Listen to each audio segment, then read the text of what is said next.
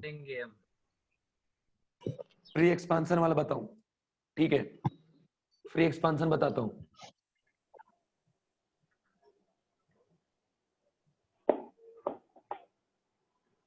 एक बात बता दो।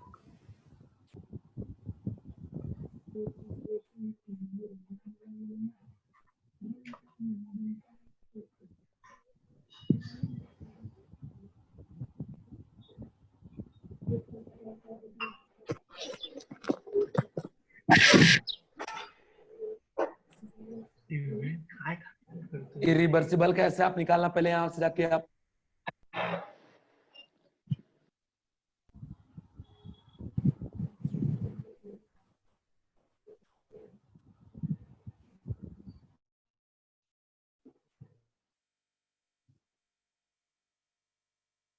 म्यूट कर दिया हमने, म्यूट हो गए ना सारे? हाँ चलो देखो, ये रिवर्सिबल का हो गया। इरिवर्सिबल में पहले आप लगा लेना Q equal to minus W. ठीक है, वर्क डन निकालने के बाद यहाँ पुट कर दोगे तो ये इसका वैल्यू आ जाएगा Q का, फिर इस Q में माइनस मल्टीप्लाई कर देंगे तो Q ऑफ सराउंडिंग आ जाएगा, उसमें T डिवाइड कर देंगे, आ जाएगा आंसर। इसके बाद देखिए, इसके बाद अगर बात कर रहा है इसका फ्री एक्सपांशन का, ठीक है, तो फ्री एक्सपांशन में क्या करना है? कुछ नहीं करना है। फ्री एक्सपांशन में फॉर्मूला मैंने क्या बताया, देखो यहाँ देखो, फॉर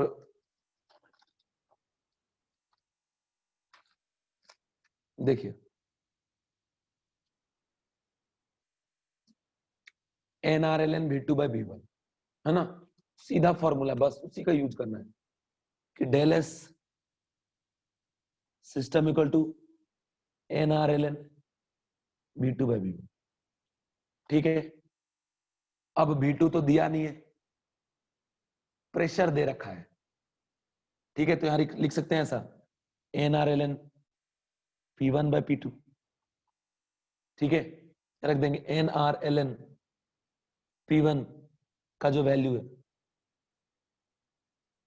10, P2 वैल्यू क्या है 1, N का वैल्यू कितना है 1, R 2.303 log ऑफ 10, log 10 कितना हो गया 1, ऐसा आंसर आ गया आपका R टाइम्स 2.303। ये इस तरीके से सॉल्व करना है। ठीक है, अब एक और क्वेश्चन दे रहा हूं, उसको घर पे सॉल्व करना। क्वेश्चन लिखो, क्वेश्चन है 1 mole of ideal 1 mole of ideal non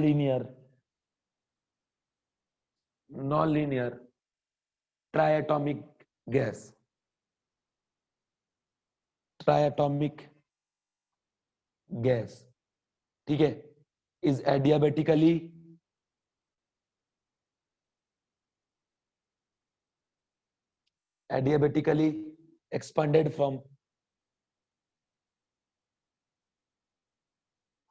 expanded from adiabatically expanded from 16 atm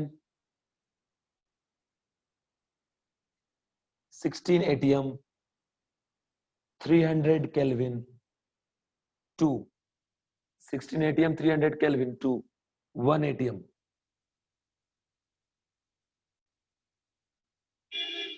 1 atm। Calculate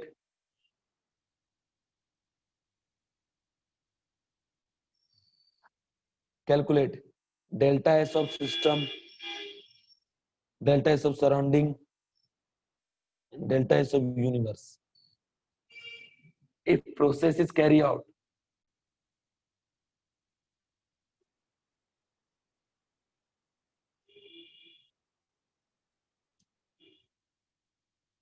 first reversible, irreversible, free expansion. कुछ नहीं करना, जो पढ़ाया है ना फॉर्मूला उसका यूज करो और प्रॉब्लम को सॉल्व करो, कुछ भी नहीं करना है। ठीक है, समझ गए क्या? तो इस कंडीशन का ध्यान रखना। और अब मैं जाता हूं नेक्स्ट कंडीशन पे। ठीक है, यहाँ तक जो भी बातें थी वो सारी बातें मैंने आपको बता दिया, एक एक कंडीशन, एक एक टाइप का प्रॉब्लम। देखिए शॉर्ट में थोड़ा इंडिकेट कर देता हूँ। 1 मोल दिया आइडियल गैस, वो भी कैसा है, नॉन लीनियर।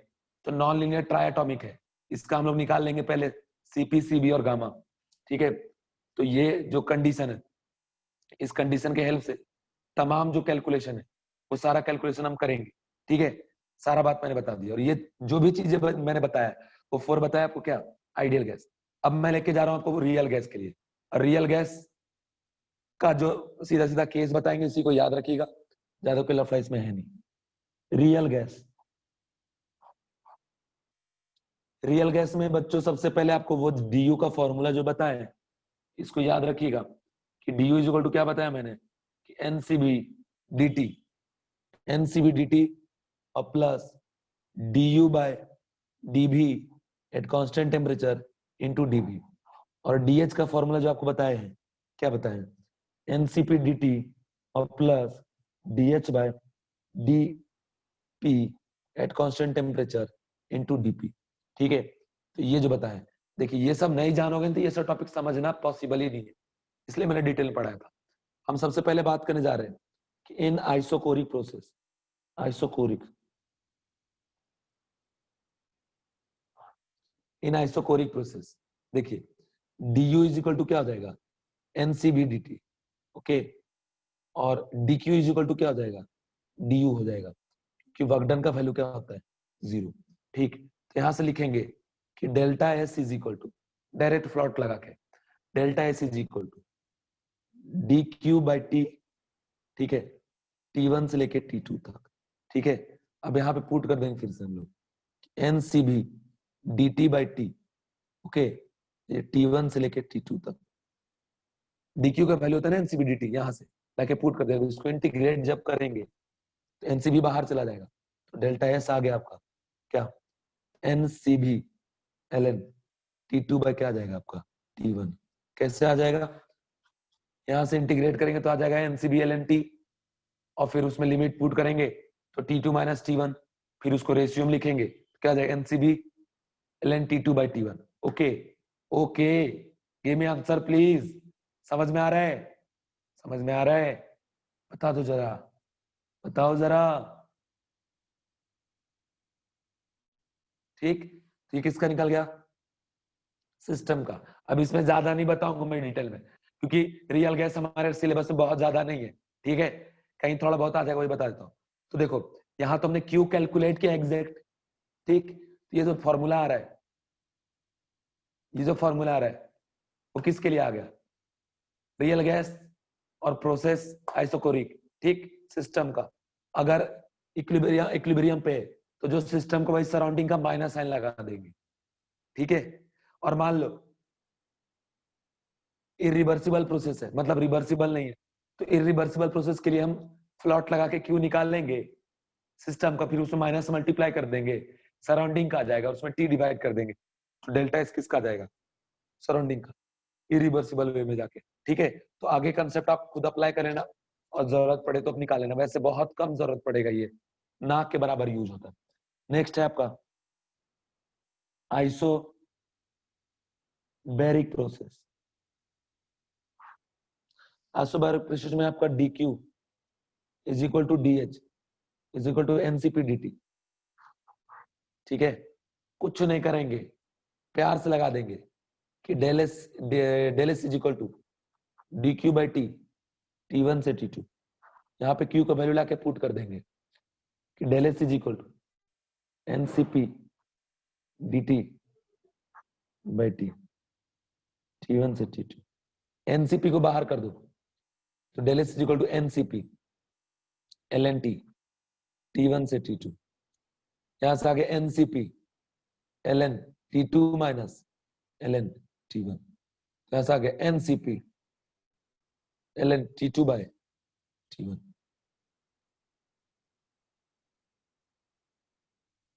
क्या मैसेज किया बाबू, मैसेज जरा देखता हूं यार।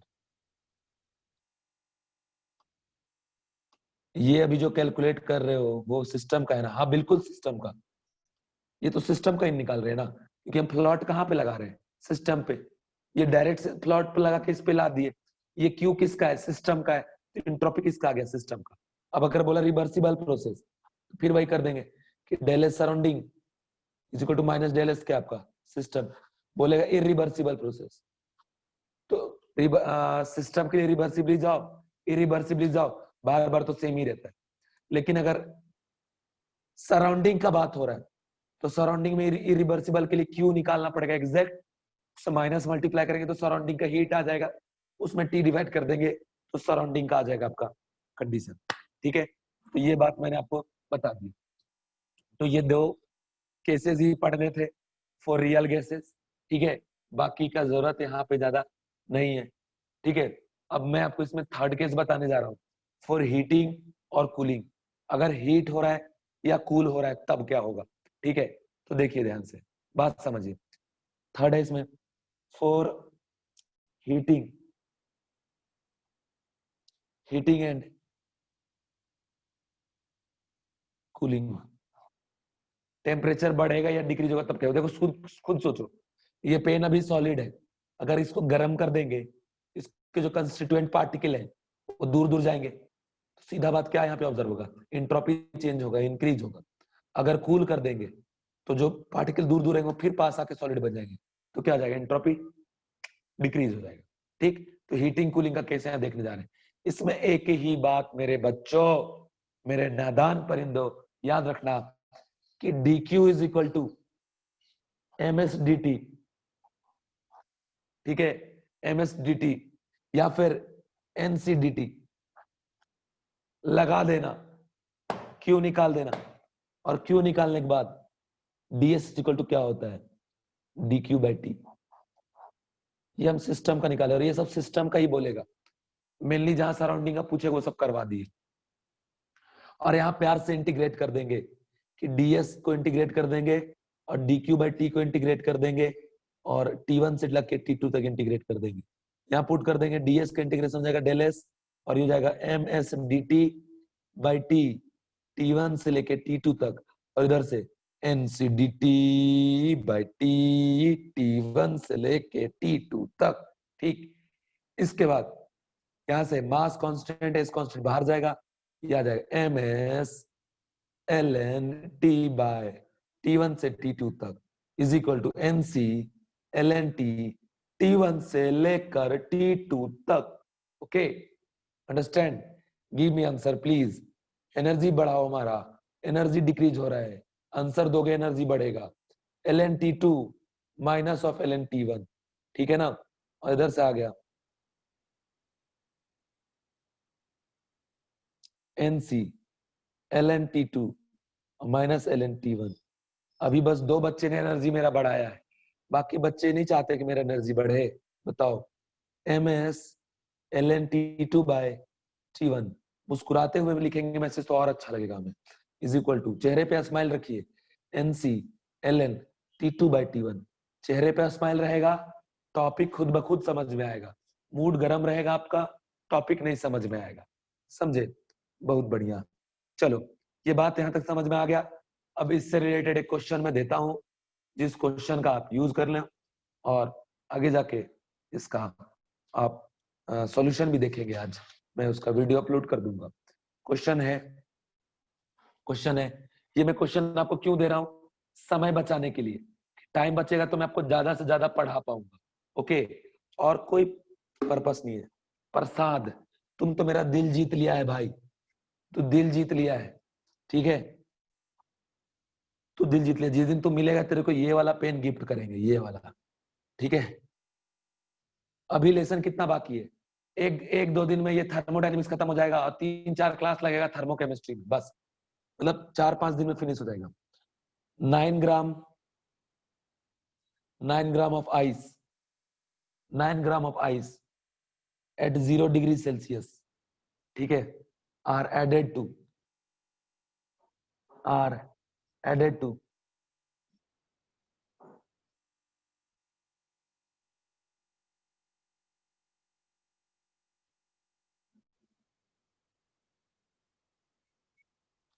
18 gram of water, are added to 18 gram of water ready to 18 gram of water. ठीक है, अब इसमें आपको लिखना है कि at 90 degree Celsius in a thermally insulated flask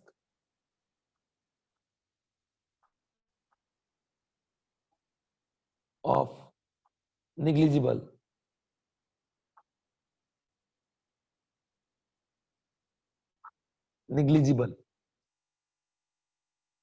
heat capacity,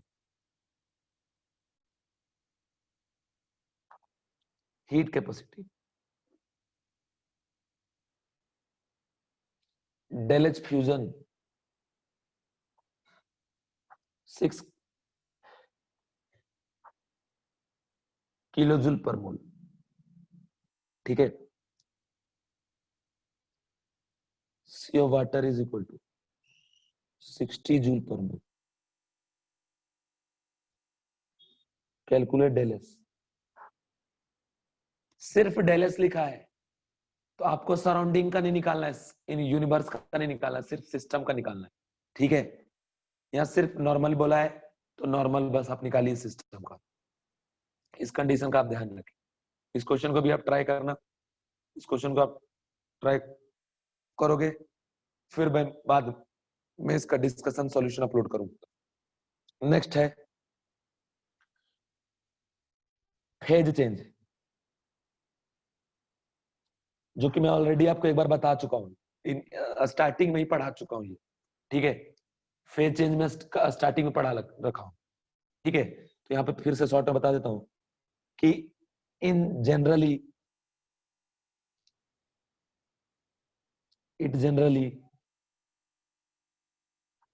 generally takes place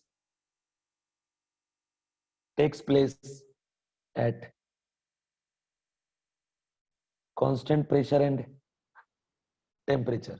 ठीक है, del S is equal to क्या होगा, ds is equal to dq by t। ठीक है, and this is equal to dqp by t।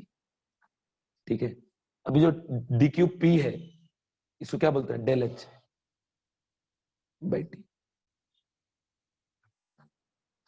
याद करिए, बता रखा हूं आपको कि del H by t, अगर वेपराइजेशन हो रहा है तो del H vaporisation by t, अगर सब्लिमेशन हो रहा है तो del H sublimation by t, अगर फ्यूजन हो रहा है तो del H fusion by t। कराए ना क्वेश्चन, एक याद है स्टार्टिंग में जो दिए थे बाबू, वो याद करो ना, एक क्वेश्चन ही कराए थे, याद आ रहा है, बोलो ना जल्दी से, यस और नो।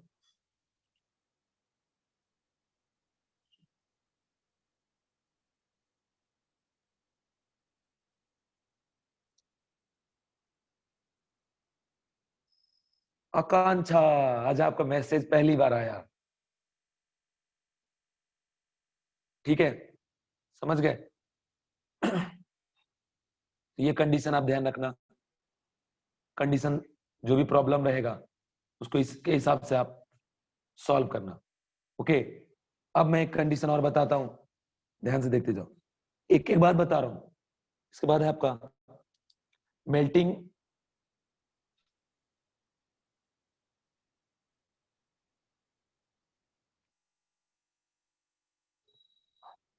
अगर मैं बात करूं मेल्टिंग पॉइंट और बॉइलिंग पॉइंट का, तो बच्चों मैं बार बार बताया हूं कि जो आप केमिकल इक्विलिब्रियम पढ़े होंगे वहां पे पढ़ाया गया होगा कि इक्विलिब्रियम दो टाइप का होता है, chemical equilibrium, physical equilibrium. Physical में फेज चेंज होता है, मेल्टिंग पॉइंट में फेज चेंज होता है, बॉइलिंग पॉइंट में फेज चेंज होता है, मतलब ये एक तरीके का फिजिकल इक्विलिब्रियम। ठीक है, समझ गए। तो जब भी मेल्टिंग और बॉइलिंग होता है तो एक रिवर्सिबल नेचर का है। ठीक है, और वो एग्जैक्ट रिवर्सिबल तब रहेगा जब मेल्टिंग पॉइंट और बॉइलिंग पॉइंट, ठीक है ना, उसका प्रेजेंट रहेगा। ठीक है, ये बात आप ध्यान रखना। अब कंडीशन ऐसा है, यहां लिख लीजिएगा, melting and boiling are reversible in nature only at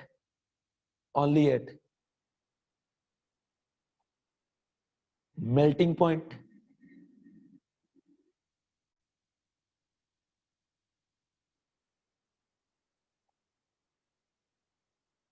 and boiling point. ठीक है, समझ गए? तो अगर मान लीजिए सपोज मान लो कि अगर आप किसी का डेल्टा एच वेपराइजेशन लिख रहे हैं, ठीक है, और हम बात करें वाटर का,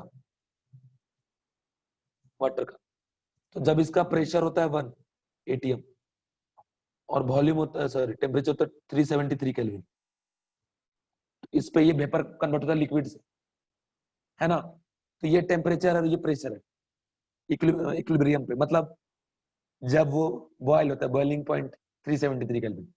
मेरी बात सुने कि एट प्रेशर 1 atm, ये बात भी फिक्स आपको रखना पड़ेगा।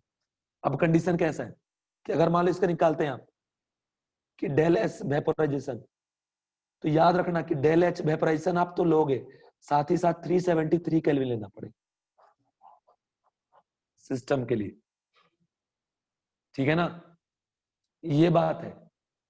वेपोराइजेशन जब भी, तो जिस टेम्परेचर पे वेपर बन रहा है ना, उसी टेम्परेचर को लेना पड़ेगा। अगर मेल्टिंग हो रहा है ना, तो जिस पॉइंट में मेल्ट हो रहा है ना, उसी टेम्परेचर को लेना पड़ेगा। अगर मान लो ऐसा लिख के दिया टेम्परेचर 400 केल्विन, और आपने ऐसा कर दिया कि del H vaporisation is equal to del H vaporisation by 400, तो मेरे बेटे, मेरे बच्चों, ये ऐसे नहीं होगा, ये फिर सराउंडिंग का हो जाएगा, सिस्टम का नहीं निकलेगा। ये बात आप याद रखना। यहाँ पे क्या हो गया, दिस इज नॉट रिवर्सिबल।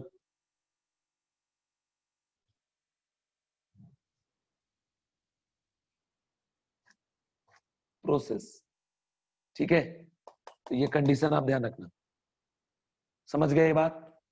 तो ये सारा कंडीशन मैंने आपको बता दिया है। उम्मीद करता हूं आपको कंडीशन समझ में आया होगा, कोई प्रॉब्लम आपको नहीं जाएगा। ठीक, समझ गए? बात समझ में आ गया? अब मैं आपको एक कंडीशन बताने जा रहा हूं, एक ग्राफ बताने जा रहा हूं प्रेशर वर्सेस वॉल्यूम का। इस ग्राफ को जरा ध्यान से देखिएगा, ठीक है? प्रेशर वर्सेस वॉल्यूम नहीं, प्रेशर वर्सेस टेम्परेचर ग्राफ बताने जा रहा हूं। इधर प्रेशर है, इधर टेम्परेचर है, ठीक? कंडीशन ये है,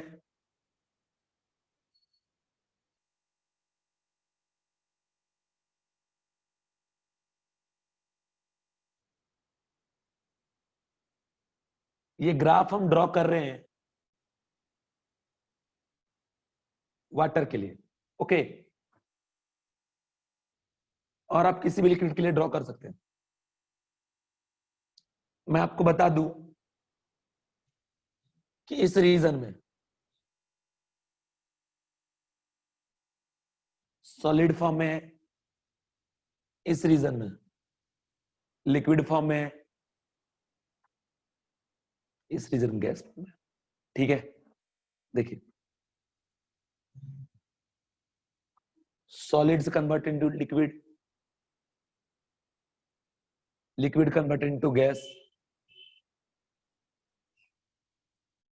and solid converted into what? Gas, ठीक है? समझ रहे हो? तो ये हमारा कंडीशन है। सबसे पहले मैं इस पॉइंट का बात करता हूं, ये पॉइंट, ये जो पॉइंट आप देख रहे हो, इस पॉइंट का हम नाम देंगे फ्रीजिंग पॉइंट।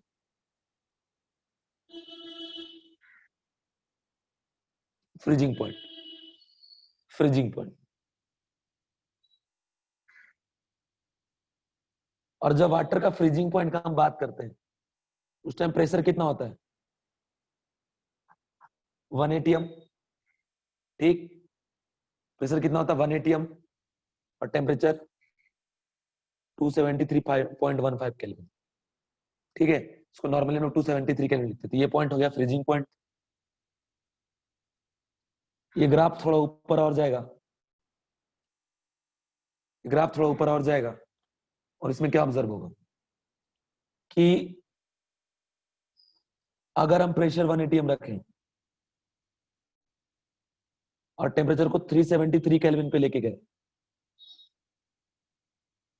इस पॉइंट पे कौन एग्जिस्ट करेगा बताओ? बीपी बॉइलिंग पॉइंट, ओके, जहां का प्रेशर 1 atm एंड टेम्परेचर क्या है 373 केल्विन। ठीक है ना बच्चों? तो इस कंडीशन को आप ध्यान रखना। समझ रहे बात? ये जो पॉइंट है ना, ये जो पॉइंट आप देख रहे हो,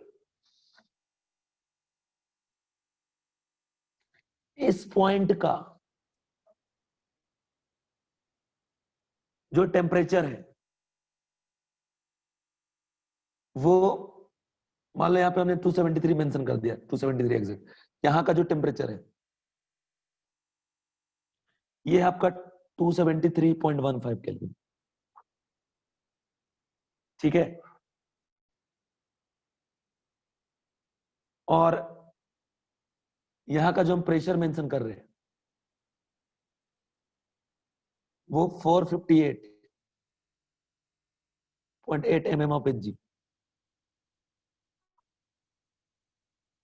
इस पॉइंट का नाम हम लोग देते हैं ट्रिपल पॉइंट ऑफ वाटर।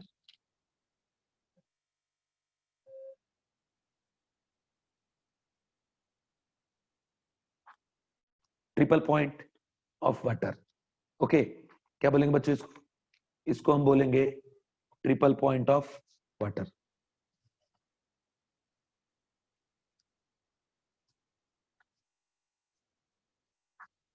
अब ये ट्रिपल पॉइंट क्या होता है? तो कंडीशन याद रखना, ऐसा पॉइंट जिसपे सॉलिड लिक्विड गैस तीनों फॉर्म को एग्जिस्ट करे।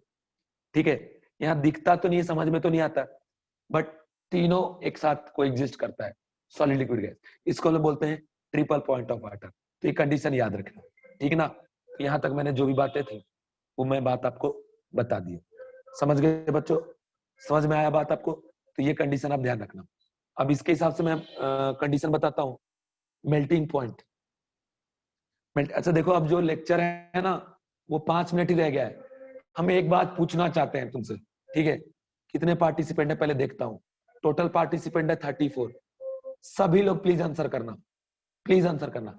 मैं ये पूछ रहा हूं कि जो इंट्रोपी पढ़ा रहे हैं ना, लेक्चर होने के बाद 30 मिनट का और बच जाएगा सेशन, तो क्या 30 मिनट का इंट्रोपी का वीडियो अपलोड कर दूंगा अलग से, देखोगे क्लेवर ग्राउंड पे? सारे बच्चों प्लीज बता दो यार, तो इंट्रोपी फिनिश हो जाएगा आज, इसलिए पूछ रहे हैं। सारे बच्चे बोलना, कोई भी अगर ना बोला तो नहीं करेंगे अपलोड।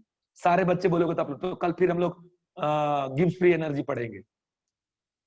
कर दो सर हम अपने साथ, बिल्कुल। बाकी और यस, और हाँ, यस, हाँ, यस, हाँ।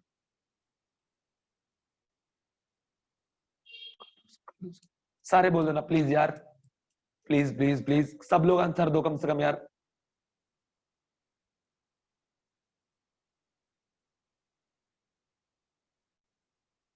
ठीक, सारे बच्चे बोले यस सर, ठीक है। हाँ, तो मेरी बात सुनो, आज जो है ना वो मैं आपको इंट्रोपी का वीडियो, देखो मैं कैसे अपलोड करूंगा मैं बताता हूं। एक वीडियो रहेगा, लिखा रहेगा टॉपिक में प्रॉब्लम सॉल्यूशन, तो समझ जाना वहां पे क्वेश्चन आंसर है। और एक रहेगा इंट्रोपी, तो इंट्रोपी जहां पे आज एंड होगा ना उसके आगे से एंट्रोपी पूरा रहेगा। और कल हम फिर जहां पे आज वीडियो लेक्चर एंड होगा वहां से स्टार्ट करेंगे, ठीक है? तो बहुत बढ़िया। और सुनो बाबू, मैं इतना डिटेल में आपको इसलिए पढ़ा रहा हूं ना ताकि आपको चीजें पता रहे। और देखो ये जो पढ़ रहे हो ना, तो थर्मोडायनेमिक्स फिजिक्स में भी यूज होगा, केमिस्ट्री में भी आप यूज करेंगे, और एक एक चीज पता रहता है, कॉन्फिडेंस रहता है, तो क्वेश्चन सारे बनते हैं, है ना? क्वेश्चन बनना इंपॉर्टेंट है बाबू। अब पढ़ोगे अच्छे से तभी तो क्वेश्चन बनेगा ना, समझ रहे हो? और एक दिन फिर जब चैप्टर एंड हो जाएगा तो बोर्ड्स के रिलेटेड क्वेश्चन भी मैं आपको कराऊंगा कि कैसे बोर्ड्स में क्वेश्चन आते हैं इससे रिलेटेड, ओके? तो सारा बात मैं बताऊंगा, ठीक? एंड थैंक यू फॉर, मतलब यार मैं बोला तुम लोग सपोर्ट किए, हाँ सर अपलोड कर दो, ठीक है? तो अच्छा लगता है कि बच्चों को जब पढ़ाओ डिटेल में और वो इंटरेस्ट लेता है तो मजा आता है थोड़ा, है ना? चलिए अब मैं आगे बढ़ता हूँ। तो कंडीशन ये है कि यहाँ पे हम अब बात करने जा रहे थोड़ा इंट्रोपी का। जब सॉलिड से ये लिक्विड पे जा रहा है, ये कौन सा पॉइंट हो गया? Melting point. अब मैं ये डिफाइन करने जा रहा हूं कि मेल्टिंग पॉइंट क्या होता है। तो सीधा बात याद रखना, वो टेम्परेचर जिस टेम्परेचर पे वेपर प्रेशर सॉलिड और लिक्विड का सेम हो जाएगा, उसको बोलेंगे मेल्टिंग पॉइंट। ठीक ना? ये कंडीशन याद रखना कि फर्स्ट पॉइंट तो ये है। दूसरी पॉइंट कि temperature at which vapour pressure of solid is equal to vapor pressure of liquid। ठीक है, ये मेल्टिंग पॉइंट का डेफिनेशन हो गया। अब बोलेगे सॉलिड का वेपर प्रेशर सर, तो उसका भी अपना एक वेपर प्रेशर डिफाइन होता है। ओके, ये कंडीशन याद रखना। दूसरी बात मैं अब डिफाइन करने जा रहा हूं बॉइलिंग पॉइंट। बॉइलिंग पॉइंट, ठीक है, इसमें first point liquid converted into क्या आपका गैस और इक्विलिब्रियम पर रहेगा। और फिर यहां भी वही बात कि जब लिक्विड का वेपर प्रेशर गैस के वेपर प्रेशर के बराबर होगा तो उसे हम क्या बोलेंगे? Boiling point. ठीक ना? इसमें लिखिएगा सेकेंड पॉइंट में कि vapour pressure of liquid is equal to external pressure.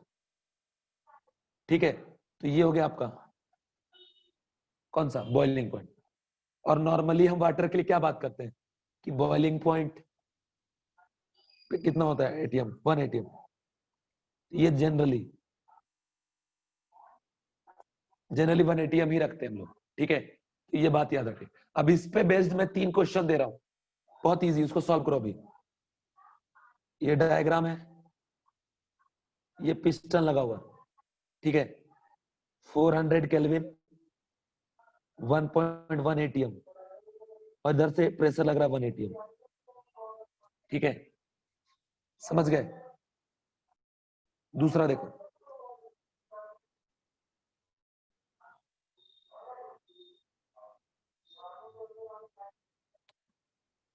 (400 mm of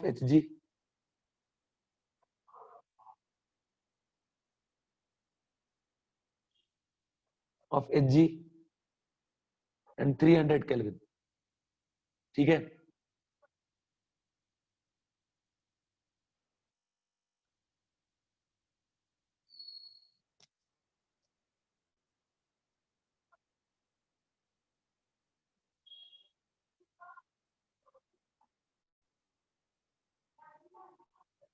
ठीक, तीनों में सिचुएशन बताना कि एग्जैक्ट क्या होगा, कहां इक्विलिब्रियम पे है, कहां लिक्विड से गैस में कन्वर्ट होगा, कहां क्या होगा। सीधी बात मैं बताता हूं, ध्यान से देखो। ठीक है, समझाने के लिए ऐसा प्रॉब्लम आ चुका है एग्जाम में, जेई एडवांस में आया है, मेंस में नहीं आया, नीट में नहीं आया है। इसमें देखो 1.1 एटीएम है प्रेशर नीचे का और ऊपर का प्रेशर 1 एटीएम। तो बताओ पिस्टन किधर मूव करेगा? अपवर्ड डायरेक्शन में जाएगा। ठीक है ना? किधर जाएगा? अपवर्ड डायरेक्शन में। ठीक है, अब अगर अपवर्ड में जा रहा है तो मतलब मान लो कि हमने यहां पे लिक्विड भर दिया, तो क्या होगा? लिक्विड वेपोराइज इनटू क्या? गैस।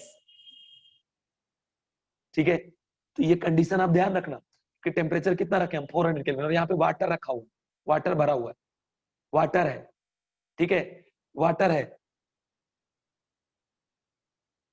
तो ऊपर रहते यहाँ पे क्या लिखेंगे कि ऑल लिक्विड्स वेपोराइज। ये देखो 400 mm ऑफ Hg, और आपको पता होगा कि 1 atm इक्वल टू कितना होता है? 760 mm of Hg। Pressure conversion 1 atm equal to और क्या होता है? 76 सेंटीमीटर ऑफ Hg। और क्या होता है? 1 atm इक्वल टू बार में भी